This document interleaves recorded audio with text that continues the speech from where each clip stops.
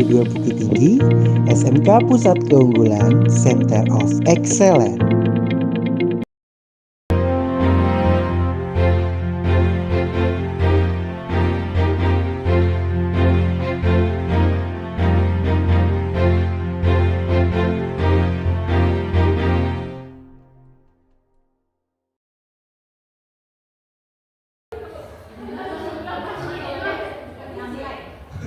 Bismillahirrahmanirrahim. Assalamualaikum warahmatullahi wabarakatuh.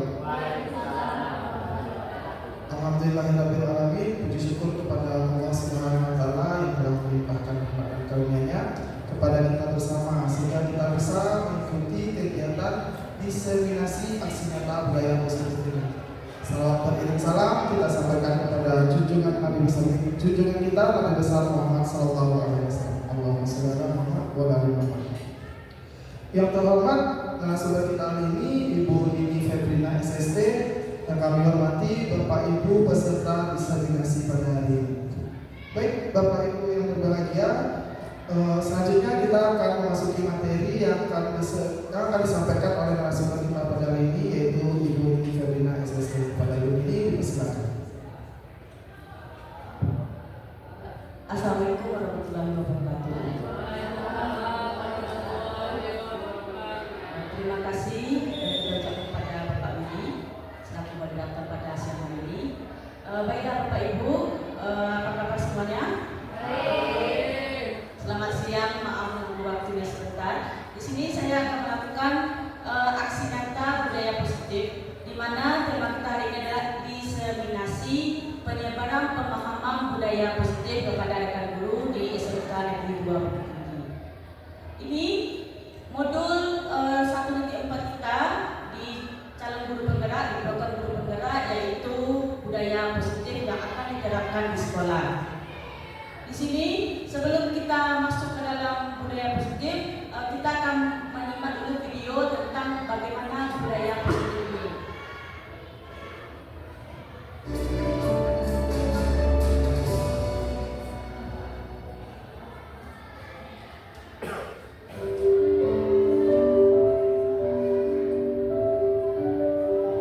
Selamat bergabung Bapak Ibu calon guru penggerak.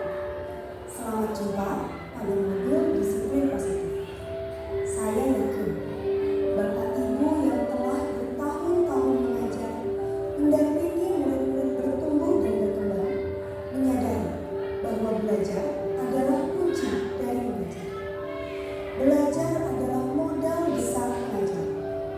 Bapak Ibu telah memiliki modal utama guru penggerak, yaitu semangat untuk belajar.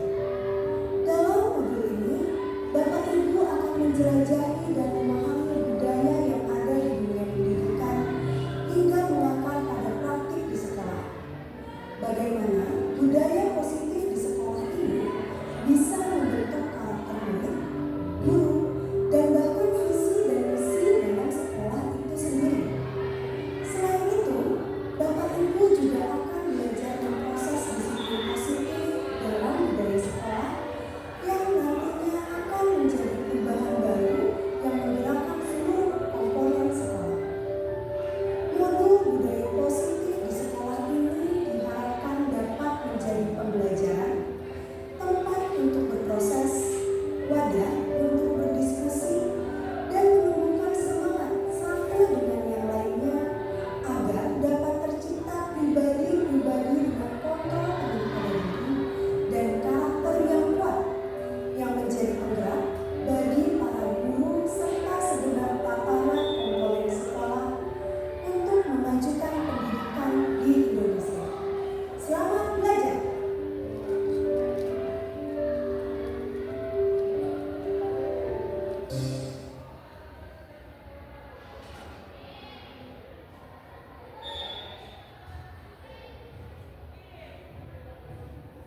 Baiklah Bapak Ibu, tadi adalah video pengantar di modul 1.4 tentang budaya positif. Jadi budaya positif ini harus muncul di sekolah. Kenapa?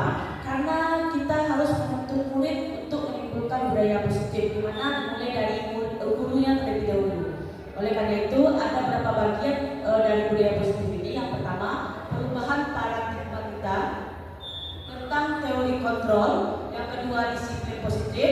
Yang ketiga, teori motivasi. Yang keempat, hukuman konsekuensi dan restitusi. Yang kelima, keyakinan sekolah atau keyakinan kelas. Yang keenam, kebutuhan dasar manusia. Yang ketujuh, posisi kontrol. Yang kedelapan, segitiga restitusi. Baiklah Bapak Ibu, kita lanjut. Yang pertama itu perubahan paradigma atau teori kontrol. Sebelumnya kita ada pemantik dulu. Kita adakan pemantik. Di sini silakan Bapak Ibu berpasangan sebelah-sebelahan. Di sini tugas Bapak Ibu adalah salah satu mengepalkan salah satu tangan Bapak Ibu, mengepalkan sekuat-kuat mungkin. Ya. Kepal tangannya sekuat mungkin. Terus bayangkan Bapak Ibu menyimpan sesuatu yang sangat berharga dalam tangan Bapak Ibu ini. Selanjutnya, rekan Bapak Ibu di sebelah kanan itu akan sekuat tenaga juga untuk melepaskan, merayu Bapak Ibu, memaksa Bapak Ibu, memberikan melobi Bapak Ibu untuk membuka genggaman tangan Bapak Ibu. Silakan Bapak Ibu dicoba untuk dipraktekkan.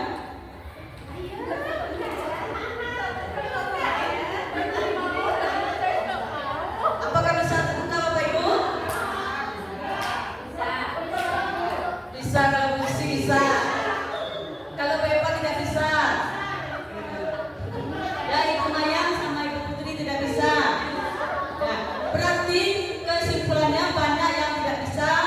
Bagaimanapun apapun yang ditawarkan oleh rekan kerja kita sebelah, apapun ditawarkan oleh teman kita, bagaimanapun teman kita merayu, titik kontrolnya itu ada pada diri kita sendiri.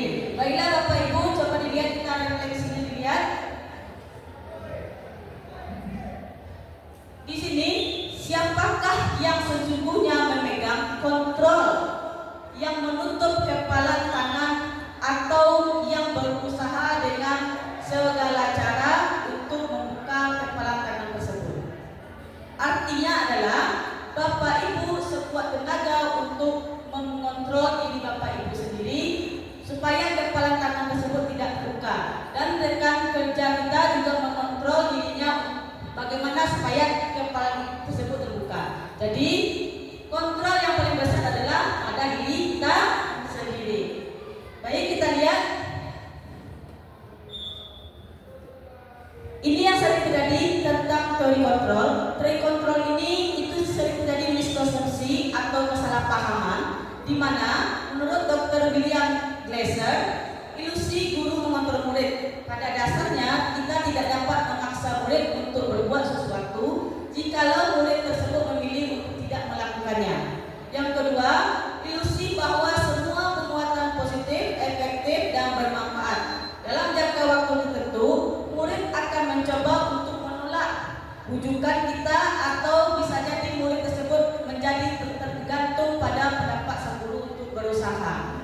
Yang ketiga, yang salah ini adalah ilusi bahwa kritik dan membuat orang merasa bersalah dapat menguatkan karakter. Kadang kita sulit bagi guru untuk mengidentifikasi bahwa mereka sedang melakukan perilaku ini, karena seringkali guru cukup menggunakan suara halus untuk menyampaikan pesan negatif. Keempat, ilusi bahwa orang dewasa memiliki hak untuk memaksa. Ini sering terjadi, itu perilaku memaksa tidak akan efektif untuk jangka waktu panjang dan sebuah hubungan permusuhan yang berbentuk. Selanjutnya Bapak Ibu, itu paradigma perubahan tentang teori kontrol ini. Bagaimana stimulus atau respon menuju pendekatan teori kontrol ini? Itu stimulus responnya itu realitas atau kebutuhan kita yang sama. Teori kontrolnya adalah realitas kebutuhan kita yang berbeda. Maksudnya adalah kita lihat siswa atau murid kita di sekolah, mungkin kita melihatnya itu sama. Ternyata latar belakang siswa, apa yang dilakukan di sekolah, apa yang dilakukan di rumah itu berbeda. Jadi itu yang sebenarnya terjadi teori kontrolnya. Selanjutnya yang kedua, semua orang melihat hal yang sama. Seharusnya setiap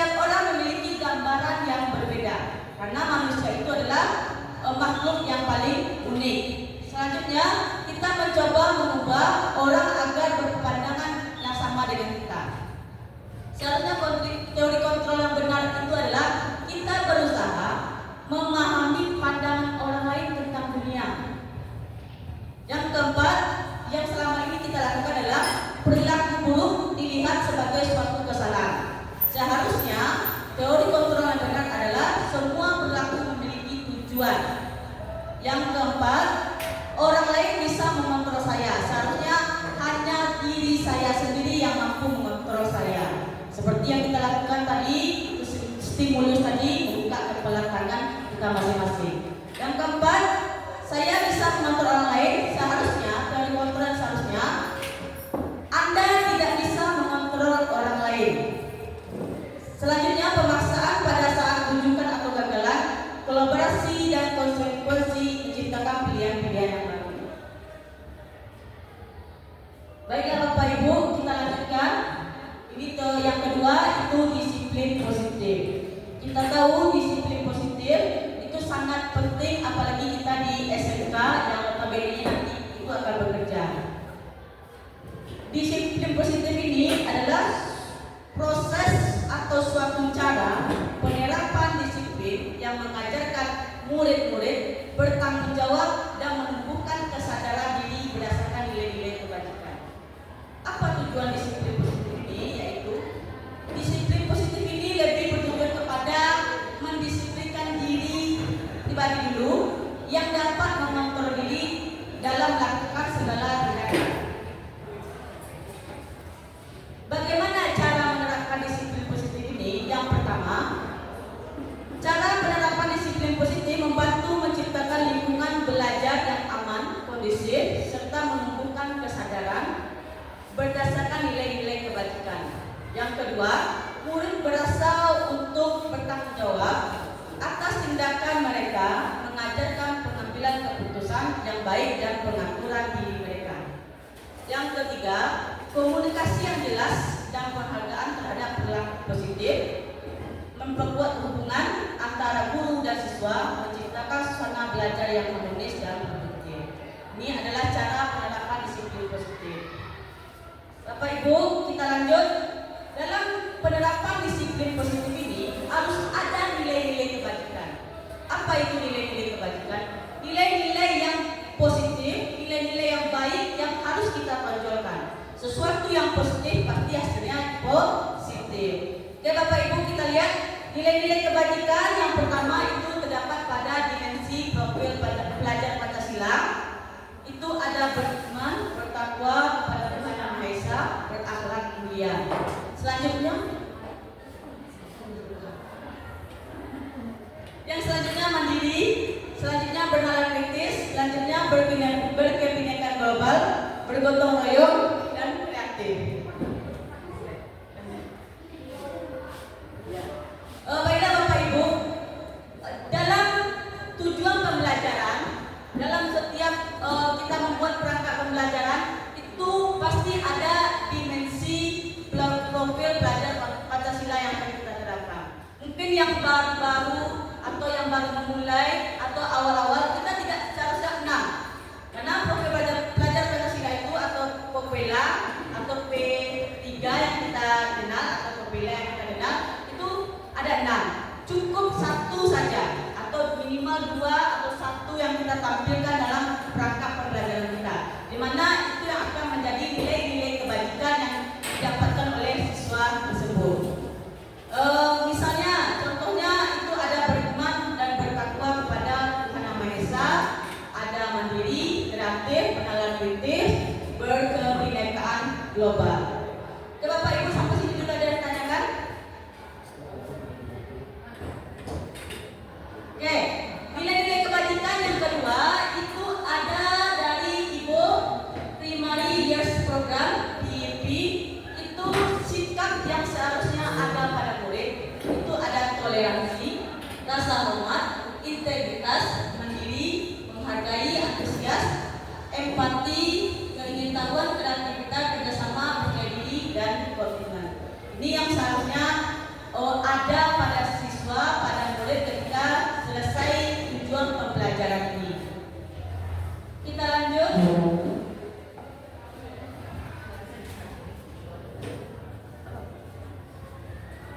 Oke, masih di dalam nilai kebajikan. Nilai kebajikan itu ada 6 Ibu Bapak semuanya. Yang pertama tadi dalam profil pelajar Pancasila bisa kita ambil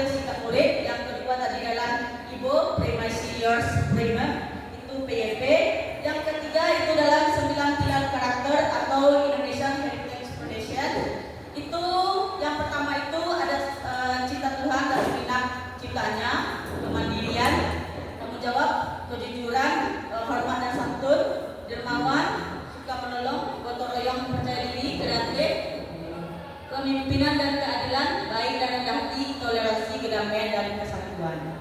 Ini menurut 9 pilar karakter. Ini mungkin selama pembelajaran atau setelah selesai tujuan pembelajaran, murid kita itu mempunyai sikap murid yang ada pada 9 pilar karakter ini. Selanjutnya masih di nilai kebajikan, itu the 7 essential virtues. Itu ada empati, suara hati, kontrol diri, rasa hormat, kebaikan, toleransi, dan keadilan. Ini ada 7 menurut The Virtues Project. Ada 7 nilai-nilai kebajikan yang terkandung dalamnya. Selanjutnya itu ada proyek-proyek nilai kebajikan dari petunjuk seumur hidup. Itu juga adanya toleransi, tanggung jawab, komitmen, dan kejujuran. Oke, baik Bapak Ibu, itu ada sudah kedua, disiplin positif dan nilai-nilai kebajikan. Ada yang ditanyakan dulu? Baiklah, kita lanjut. Baiklah Bapak Ibu, selanjutnya materi selanjutnya itu teori motivasi, guna, dan penghargaan atau restitusi. Kita selama ini Bapak Ibu berangkat ke sekolah pagi ini itu ada motivasinya kan? Sama dengan murid-murid kita ketika dia pergi ke sekolah itu juga ada motivasinya. Apa aja motivasi ini? Kita lihat. Motivasi ini itu yang ada cuma ada 3 Bapak Ibu. Yang pertama untuk menghindari ketidaknyamanan atau hukuman. Yang kedua untuk mendapatkan imbalan atau penghargaan dari orang lain. Yang ketiga untuk menjadi orang yang mereka inginkan dan menghargai diri sendiri dengan nilai-nilai yang mereka percayai. Jadi ada 3. Menurut Bapak Ibu, sekarang Bapak Ibu yang mana? 1, 2, atau 3? 3. Nomor 3? Ya, berarti Bapak Ibu sudah mencerminkan itu teori motivasi yang sangat baik. Dan bisa contoh di mana Ibu Nur itu untuk menjadi orang yang mereka inginkan dan menghargai diri sendiri dengan nilai-nilai yang mereka percayai. Boleh Ibu? Silakan. Terima kasih Bu.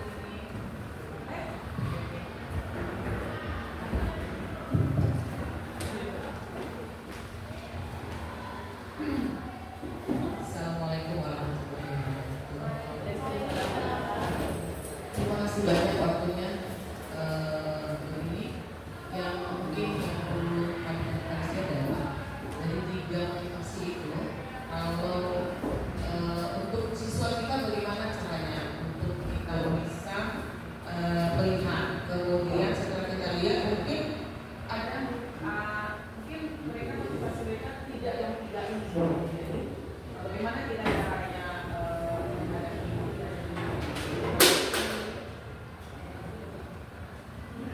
Terima kasih Bu Nofrida. Silakan Ibu Lili dijawab. Terima kasih Ibu Nofrida. Menurut Widya Gozan itu teori motivasi itu ada 3 yang ini. Kalau menurut saya pribadi itu teori motivasi yang selama ini mungkin yang didapati oleh siswa itu kebanyakan untuk mendapatkan imbalan atau penghargaan orang lain. Karena memang apalagi kita di SMK ini kebanyakan siswa yang masuk SMK itu sering ditanya itu motivasinya karena orang tuanya. Jadi disuruh orang tua, disuruh teman atau ikut teman itu kebanyakan.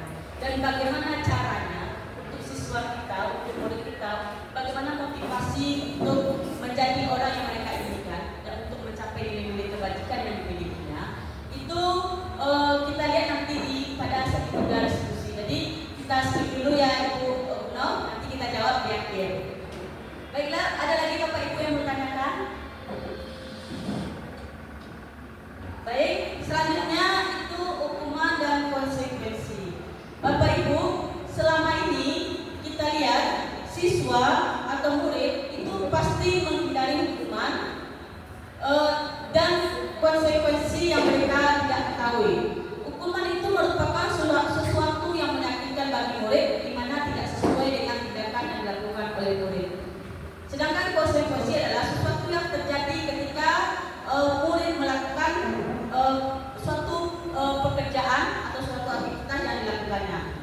Begini contohnya Bapak Ibu, contohnya gini, Bapak Ibu pilih apakah ini konsekuensi atau hukuman. Misalnya itu ada murid A tidak mengerjakan tugas dan ketika jam istirahat dia disuruh untuk membersihkan WC. Itukah apakah hukuman atau konsekuensi? Hukuman itu adalah hukuman. Konsekuensinya bagaimana kalau menurut Undang? Konsekuensinya mereka suruh kerjakan tugas pada saat itu. Itu sangat bagus tuh Undang ya. Itu bisa nanti Undang untuk CGPN kata 11 ini, kata 12 Undang. Ini ada bakal calon untuk penggerak kata ke-12. Jadi sebenarnya hukuman itu menyakitkan Bapak Ibu. Sesuai dengan kata Undang tadi, kalau siswa tidak mengerjakan tugas atau PR di rumah, itu hukumannya kita kasih di konsekuensinya kita kasih dia mengerjakan tugas di saat itu juga atau di jam istirahat. Itu konsekuensi yang dimiliki yang harus dilaksanakan oleh guru tersebut. Sampai sini ada yang tanyakan dulu atau next? Oke Bapak Ibu, ini yang sering terjadi.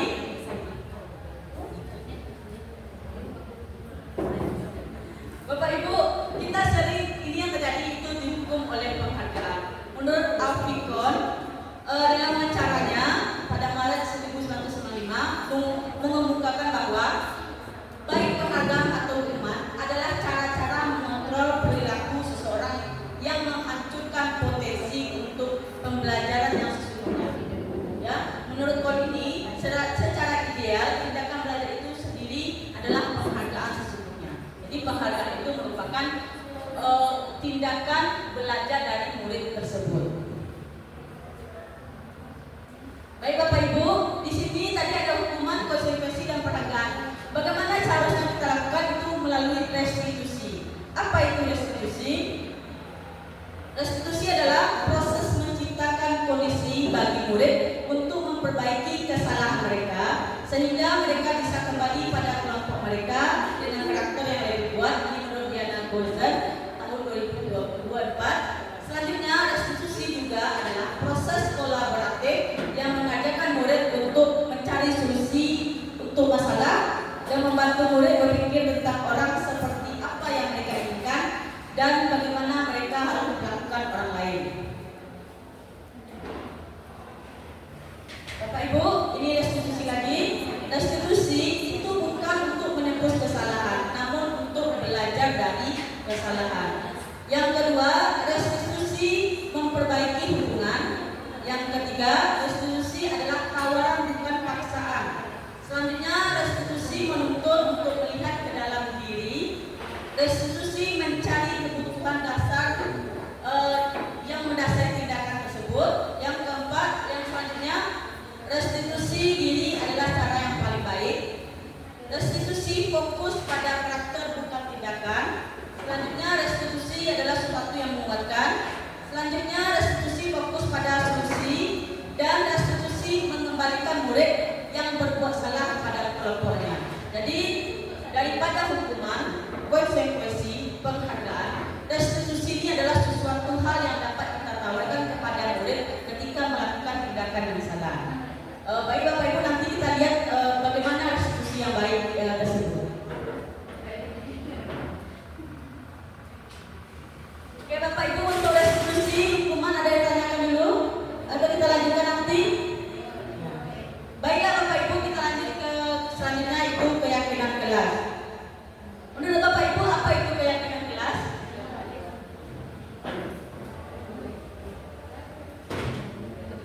Keyakinan kelas, apakah Bapak Ibu sudah membuat keyakinan kelas di lokal? Keyakinan kelas sama dengan kotak. Ya. Keyakinan kelas bukan peraturan kelas ya Bapak Ibu ya. Peraturan kelas dan keyakinan kelas itu berbeda. Baiklah Bapak Ibu, kita lihat keyakinan kelas itu adalah peraturan kelas yang bersifat abstrak dan dalam bentuk positif. Di mana kenapa kita harus membuat keyakinan kelas ini? Yang pertama, kenapa tidak hanya peraturan kelas saja? Kenapa harus dinamakan dengan keyakinan kelas?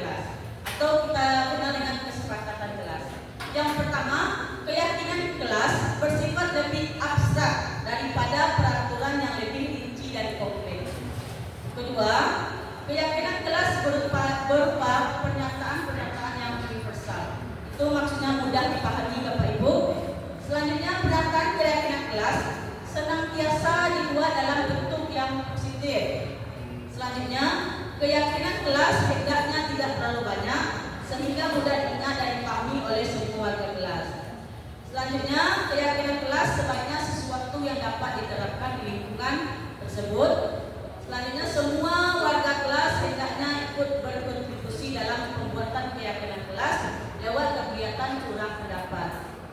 Bersedia meninjau kembali keyakinan kelas dari waktu ke waktu. Boleh bertanya? Lanjut. Baik. Ibunya pada tanya.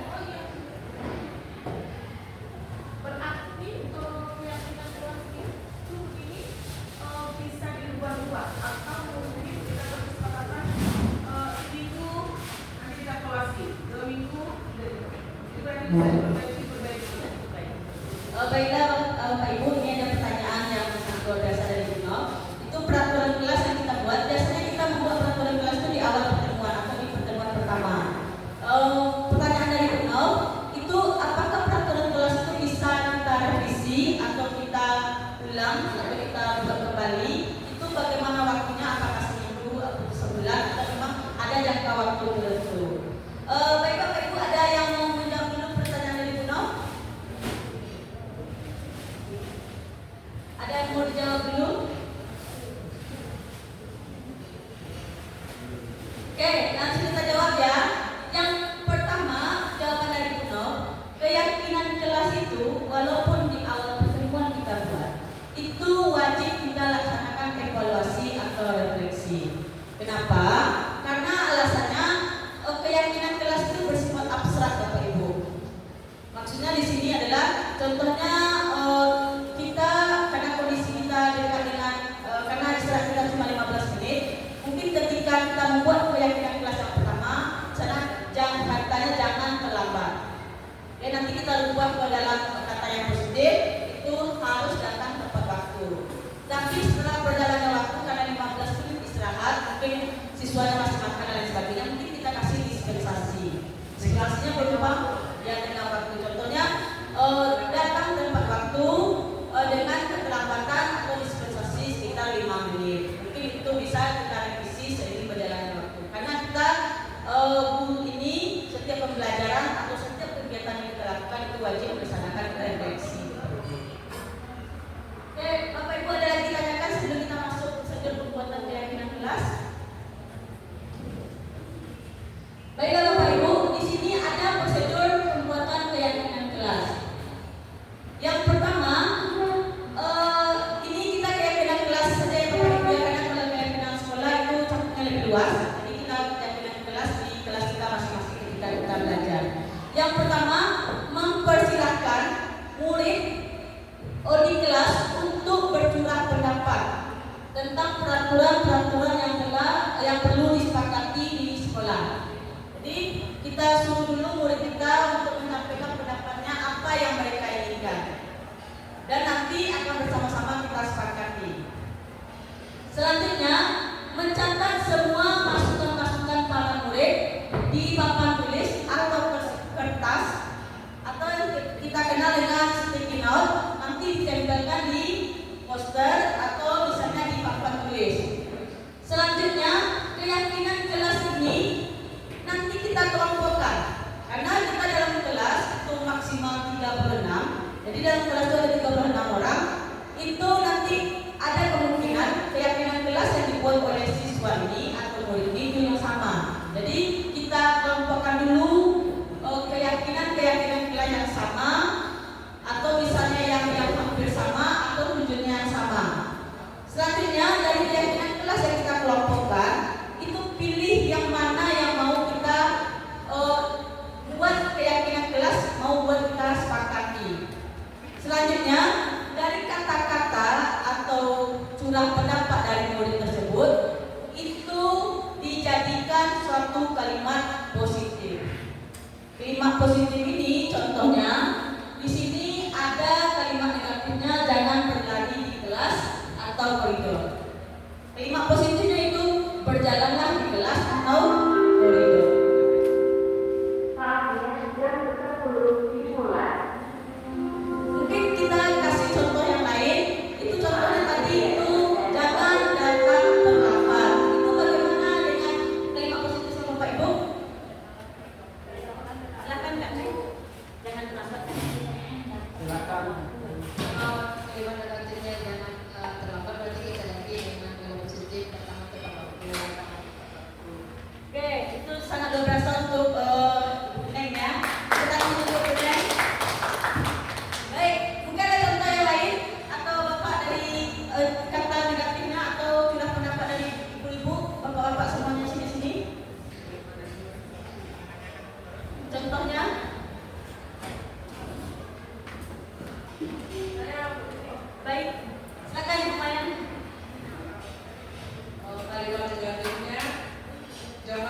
contek. Ya. Prosedurnya kerjakan sendiri-sendiri. Oke, dari Ibu Mayang itu ada katanya ini cerita ketika asesmen sumatif ya Bapak Ibu ya. Itu ada kata-kata jangan mencontek. Kata yang positifnya itu kerjakan sendiri-sendiri. Oke, jadi mungkin itu adalah suatu kalimat yang positif yang baik. Ada lagi Bapak Ibu? Ada lagi Bapak Ibu? Ya, setelah membuat keyakinan kelas ini, setelah menjadikan kalimat positif, dalam setiap keyakinan kelas itu wajib ada nilai kebajikan. Contohnya tadi ada di sini berjalanlah di kelas atau koridor. Menurut Bapak Ibu ini apa artinya? Nilai-nilai yang ditonjolkan dalam berjalan di atas di kelas atau koridor. Yang jalan sesuai di kalimatnya. Jadi apa ininya nilai kebajikannya?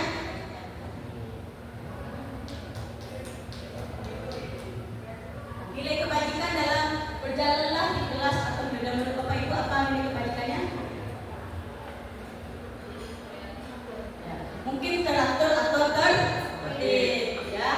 Ada yang kedua tadi dari Kak Neneng itu Bu Neneng, maaf Bu Neneng. Dan tadi itu ada datanglah tepat waktu. Menurut Bapak Ibu itu nilai kebajikannya mana? Disiplin, tepat waktu, bertanggung jawab. Selanjutnya dari Bu Mayang tadi ada contoh itu kerjakan tugas atau ulangannya sendiri-sendiri. Itu di mana kita lihat nilai kebajikannya? Baiklah Bapak Ibu, berarti keyakinan kelas. Oke. Baiklah Bapak Ibu, ketika awal pembelajaran saya sudah membuat keyakinan kelas. Mungkin bisa kita lihat.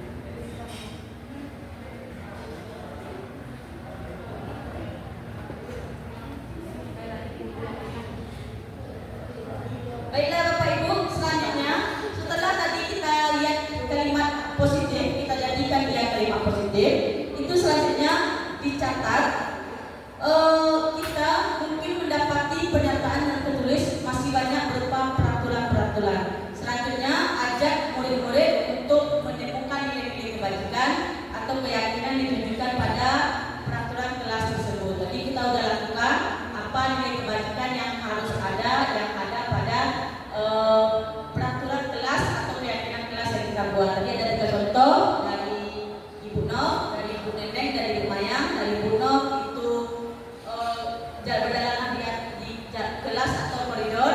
Selanjutnya dari Ibu Neneng. Dari Ibu Neneng tadi itu datang tanpa waktu, dan dari Ibu Mayang itu kerjakan tugas sendiri-sendiri. Selanjutnya setelah kita membuat nilai-nilai kebajikan, setelah kita jadikan kalimat positif, kita tinjau ulang Bapak Ibu. Kenapa? Karena peraturan atau keyakinan kelas itu jangan banyak-banyak. Karena itu tidak terrealisasikan dengan baik. Jadi keyakinan kelas itu hanya cukup 3 atau 7 peraturan, dan nanti itu bisa disepakati bersama dengan murid. Kenapa? Karena kalau banyak itu siswa atau murid atau bahkan kita sendiri itu akan lupa dengan peraturan kelas kita. Jadi itu cukup 3 atau 7 peraturan saja yang memang ditonjolkan pada peraturan atau keyakinan kelas yang telah kita sepakati.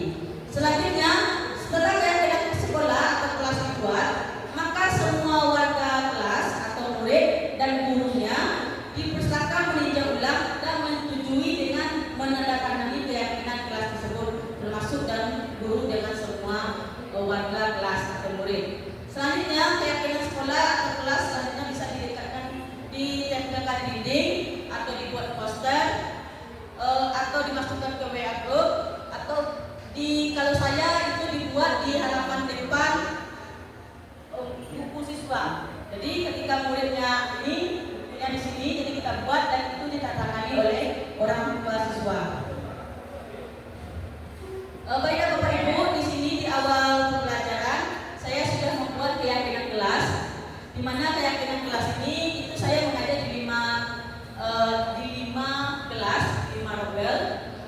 ada keyakinan kelas, kita nggak pakai sticky note, kita pakai siswa menulis di papan dengan keyakinan kelas yang ingin dia lakukan. Karena kita SMK, pemikiran siswa kita itu lebih dewasa ya Bapak Ibu ya. Ya contohnya ini, jangan datang terlambat. Itu dikasih dispensasi itu 30 menit. Menurut Bapak Ibu itu disepakati atau tidak? Ya, belajar 30 menit. Oke, di sini itu kita ada 5 novel yang kita sudah buat kesepakatan kelas, dan itu dan mereka pindahkan ke dalam halaman depan bukunya, dan itu ditandatangani oleh orang tuanya. Nah, di sini ada contohnya kesepakatan kelas, itu kelas 11 pelajaran 1. Di mana pertama, guru dan siswa harus hadir tepat waktu. Tidak hanya muridnya tapi harus gurunya. Yang kedua, semua siswa diharapkan untuk aktif dalam setiap kegiatan pembelajaran. Selanjutnya yang ketiga, kesepakatan kelas di 11 pelajaran 1, semua siswa saling menghormati sesama murid dan guru di dalam kelas. Selanjutnya, saling menghargai apa yang disampaikan oleh teman atau tidak menertawakan teman. Selanjutnya, penggunaan ponsel atau HP dilarang selama sesi kecuali jika ada pembelajaran melalui HP ini. Oke, yang keenam itu izin secara bergantian dan menghargai teman yang akan izin berikutnya. Jadi izin ini kemarin itu kita batasi waktunya sekitar 15 menit, tapi kita tidak buatkan di sini. Jadi kita saling menghargai teman. Artinya ketika si A izin, si B tidak boleh izin. Makanya ketika si B izin, si A harus masuk dulu. Makanya kita menghargai teman. Selanjutnya menjaga kebersihan kelas dan membuang sampah pada tempatnya. Selanjutnya bersikap sopan santun dan saling berkomunikasi yang baik. Ini adalah keyakinan kelas 11 pelajaran 1 yang disepakati waktu awal pertemuan, dan itu sudah ditulis di dalam buku sampul buku siswa tersebut dan ditandatangani oleh orang tuanya masing-masing. Jadi ini tugas pertama kemarin, kita kasih dia harus tanda tangan dulu orang tuanya, baru kita lanjut kepada pertemuan kedua. Baiklah Bapak Ibu, dari keyakinan kelas ini ada yang mau ditanyakan? Dipersilakan untuk bertanya. Ibu Noprida. Calon.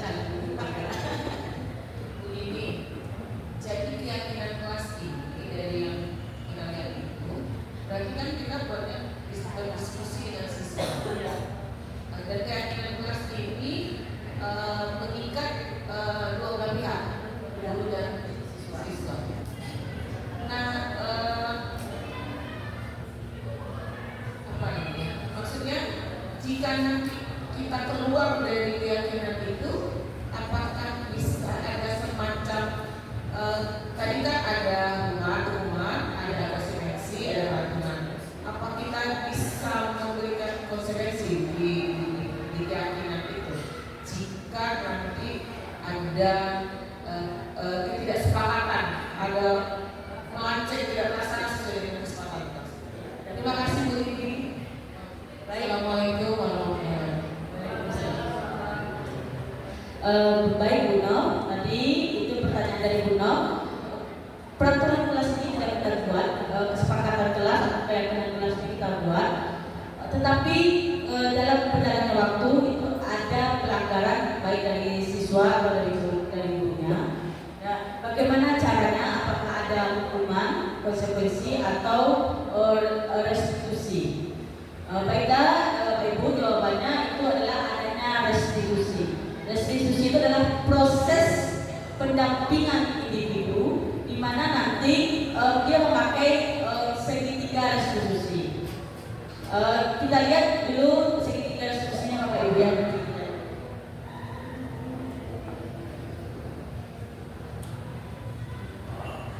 Oke, sebelum masuk ke segitiga restitusi, kita lihat dulu kebutuhan dasar manusia ya Bapak Ibu ya. Kebutuhan dasar manusia yang pertama itu kebutuhan untuk bertahan hidup. Yang kedua kasih sayang dan rasa diterima. Selanjutnya kebebasan, kesenangan, itu kekuasaan nikah dulu, ya. Kenapa? Karena 5 ini yang menjadi tonggak dasar bagi kita untuk menangani murid-murid kita. Selanjutnya, sebelum kita masuk ke segitiga institusi di bagian terakhir, kita lakukan dulu 5 posisi kontrol. Posisi kontrol ini itu adalah salah satu kiat dalam melakukan segitiga institusi, di mana posisi kontrol kita itu ada sebagai penghukum, pembuat rasa bersalah, teman, pemantau, manajer. Penghukum ini itu sering kita ucapkan kepada murid itu dengan kata, kamu selalu saja salah. Awas ya. Mungkin kita ketika kita belajar atau misalnya ada tindakan dengan siswa, misalnya masalah, mungkin kita pernah bicara seperti itu. Itu adalah kontrolnya, posisi kontrol penghukum. Sedangkan yang kedua itu membuat merasa bersalah. Membuat merasa bersalah ini sering kita lakukan juga.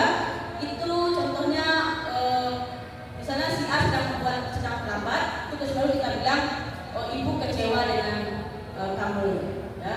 Ibu kecewa dengan kamu, kamu selalu saja terlambat. Ya. Selanjutnya itu ada sebagai teman. Teman ini itu kata-kata yang sering kita atau kalimat yang sering kita ucapkan itu, ayo bantulah ibu. Ya, jadi itu kata-kata yang sering kita ucapkan ketika kita di posisi kontrol sebagai teman. Selanjutnya pemantau. Pemantau ini itu kalimat yang sering kita ucapkan itu, apa yang telah kamu lakukan, apa yang telah kamu perbuat. Ya, jadi pemantau ini agak sinis Bapak Ibu ya. Selanjutnya yang kelima itu sebagai manajer. Sebagai manajer ini itu yang sering kita lihat adalah kita sering membicarakan dengan tamu, dengan murid, apa keyakinan kelas yang telah kita sepakati. Bapak Ibu, dari 5 posisi kontrol ini seharusnya yang dimiliki oleh seorang guru adalah sebagai posisi manajer. Mungkin kita banyak di sini sebagai penghukum, pembuat merasa bersalah, atau teman, atau pemantau. Tapi dalam program guru penggerak ini kita diarahkan untuk menjadi seorang manajer, di mana nanti posisi manajer ini dia harus mempunyai posisi kontrol yang mempersilahkan murid untuk bertanggung jawab terhadap sesuatu yang dibuatnya. Jadi kita mempersilahkan murid ketika murid melakukan tindakan yang salah, kita bisa mempersilahkan murid atau membuat pilihan kepada murid untuk bagaimana kesepakatan kelas atau keyakinan kelas yang kita telah lakukan sebelumnya. Bapak Ibu ada tanyakan tentang 5 posisi kontrol dulu sebelum kita lanjut ke segitiga institusi? Ada pertanyaan Bapak Ibu? Oke, ada pertanyaan? Tidak. Banyak tahu? Baik Bapak Ibu ada tanyakan tentang ini posisi kontrol, kita lanjut ke segitiga institusi. Baiklah Bapak Ibu, ini adalah tadi jawaban ya dari jawaban dari Ibu Noh tadi. Kita lihat dulu segitiga institusi itu apa. Segitiga institusi itu adalah proses menciptakan kondisi bagi murid untuk memperbaiki kesalahan mereka sehingga mereka bisa kembali pada kelompok dengan karakter yang lebih kuat.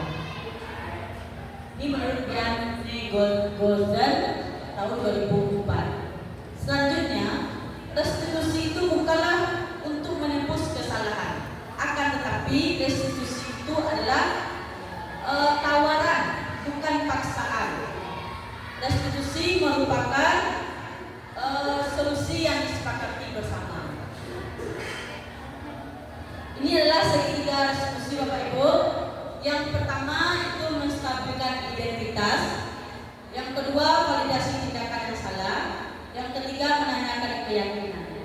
Langkah-langkah segitiga restitusi ini yang pertama itu adalah menstabilkan identitas. Itu kita bisa dengan kalimat berbuat salah itu tidak apa-apa, ya, karena berbuat salah itu adalah manusiawi. Ibu juga pernah berbuat salah sebelumnya, jadi itu adalah kalimat yang kita gunakan ketika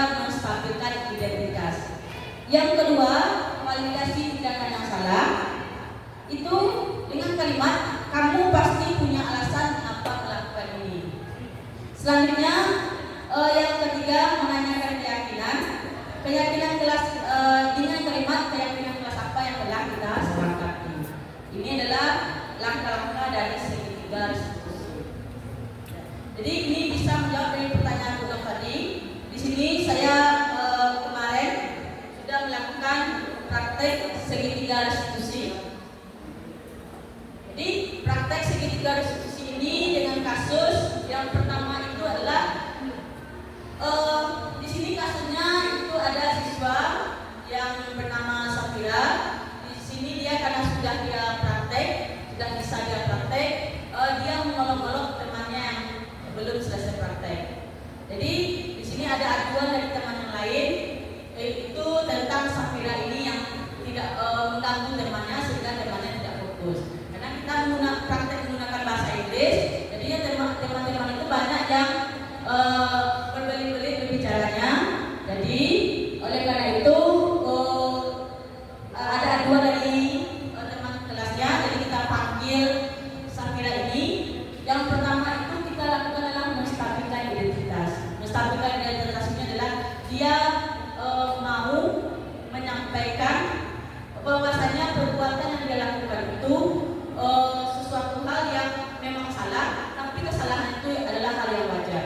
Ya, dengan dengan kalimat kemarin, berbuat salah itu tidak apa-apa, berbuat salah itu adalah bersifat manusiawi. Oke, selanjutnya yang kedua itu memvalidasi tindakan salah. Dari tindakan yang dilakukan oleh Safira ini, kita bertanya, Bapak Ibu, itu pasti kamu punya alasan kenapa melakukan ini. Dan kemarin benar ya alasannya ada.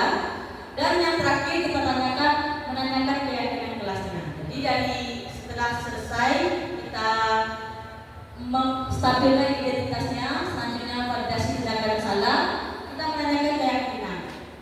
Ya, Safira, menurut kamu ketika kita praktek, apa keyakinan kelas yang kita sepakati?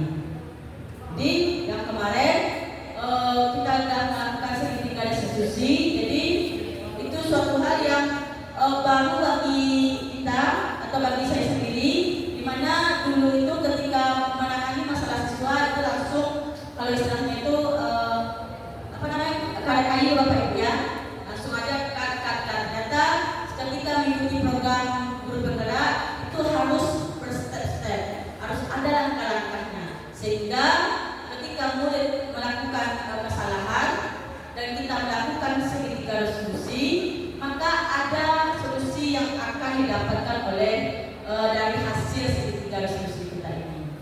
Jadi inilah hasil dari segitiga restitusi ini. Kepada Uno, kita tidak ada yang tanyakan apakah sudah dapat jawabannya?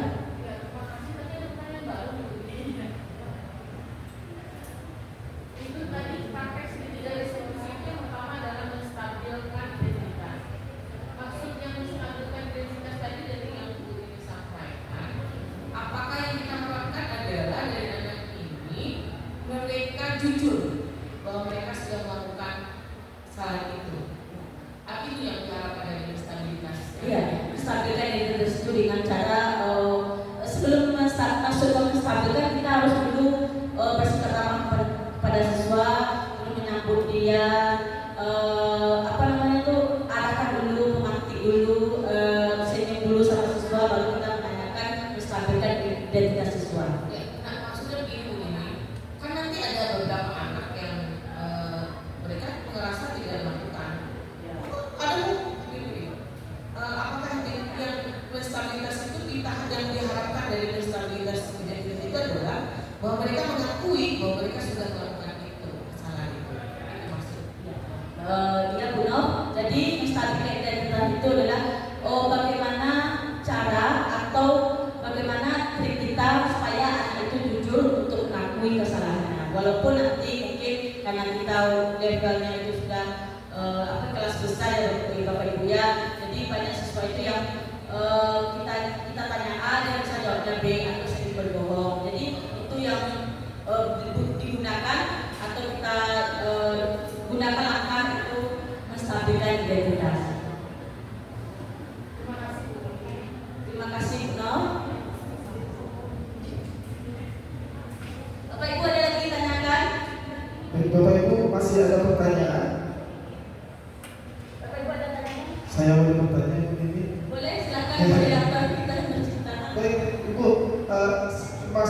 menjadi keresahan saya sampai saat ini mengenai keyakinan kelas itu ya Bu ya. Kebanyakan mindset anak kita sampai sekarang mereka itu diperintah atau dilarang. Kamu ini, kalau kita mengajak mereka itu nggak jalan.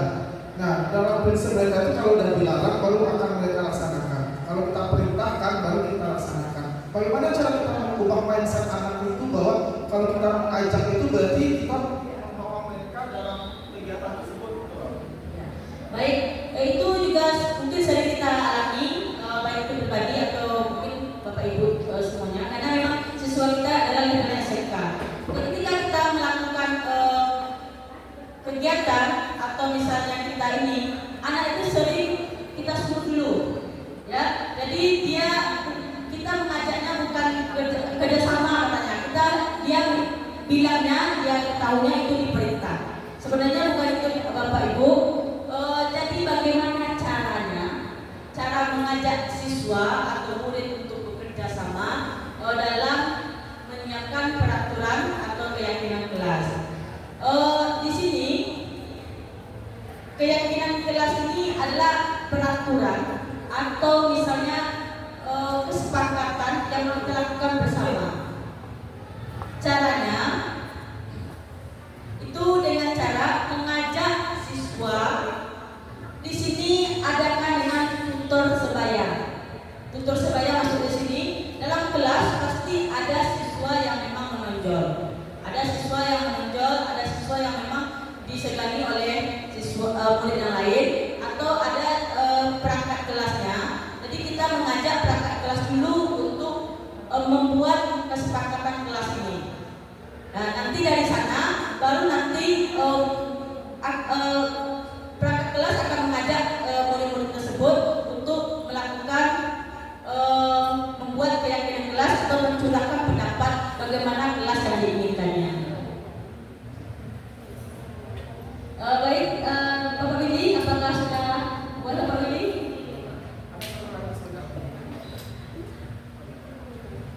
Baiklah Bapak Ibu, ada tanyakan?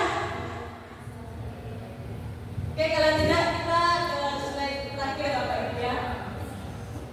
Di slide terakhir itu adalah terima kasih Bapak Ibu, di mana saya guru penggerak seharusnya angkatan 10, tapi karena parkir, karena tidak ada fasilitator atau BP untuk Bukit Tinggi, jadi kita parkir sama satu angkatan, jadi kita angkatan 11. Di sini moto guru penggerak itu bergerak, dan menggerakkan. Bahasa Indonesia?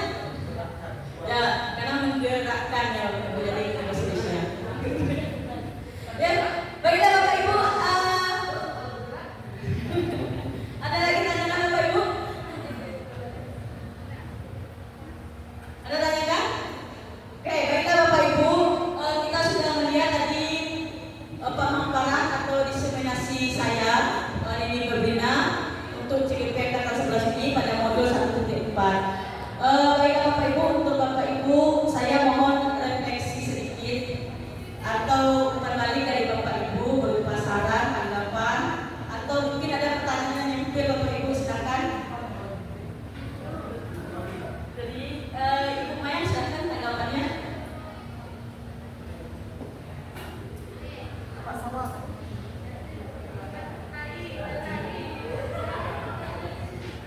Terima kasih kepada Ibu Nini atas materi yang sangat menyegarkan siang ini. Dari pembicaraan hari ini, akhirnya saya pribadi mendapatkan berbagai pencerahan baru tentang bagaimana sih harusnya saya berhadapan dengan siswa-siswi saya. Terima kasih Bu Nini atas pencerahannya, saya kembalikan.